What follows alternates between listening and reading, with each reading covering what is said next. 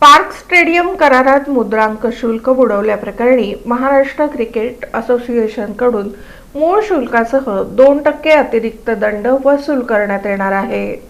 महानगरपालिकेनं शहरातील तब्बल 11 एकर क्षेत्रफळाच्या पार्क स्टेडियमची जागा महाराष्ट्र क्रिकेट असोसिएशनला 29 वर्षांच्या करारावर केवळ 500 रुपयांच्या स्टॅम्प पेपरवर दिल्याचा प्रकार सध्या वादात सापडला आहे. या करारासंदर्भातील सर्व कागदपत्रे महापालिका प्रशासनानं मुद्रांक जिल्हाधिकारी कार्यालयाकडे सादर केली असून या करारावर नेमकं किती मुद्रांक शुल्क आकारलं जावं याबाबत पालिकेकडून मुद्रांक विभागाकडे अधिकृत विचारणा करण्यात आली आहे. या करारावर सुमारे 1.5 कोटी रुपयांचं मुद्रांक शुल्क भरलं नसल्याचा ठपका ठेवत मुद्रांक जिल्हाधिकारी कार्यालयानं यापूर्वी पालिका आयुक्तांना नोटीस बजावली होती.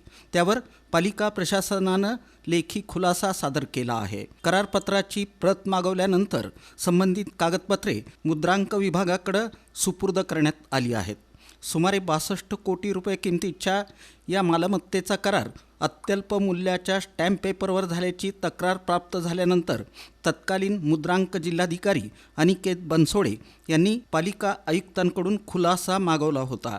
दरम्यान बनसोडे यांची बदली बार्शी इथं झाली असून त्यांच्या जागी सांगलीचे श्रीराम कोळी यांची अतिरिक्त मुद्रांक जिल्हाधिकारी म्हणून नियुक्ती करण्यात आली आहे. या प्रकरणात आता अतिरिक्त मुद्रांक जिल्हाधिकारी श्रीराम कोळी यांनी लक्ष घातलं असून मुद्रांक शुल्क बुडवल्याप्रकरणी महाराष्ट्र क्रिकेट असोसिएशनकडून मूळ शुल्कासह 2% अतिरिक्त दंड वसूल करण्यात येणार असल्याची माहिती त्यांनी दिली.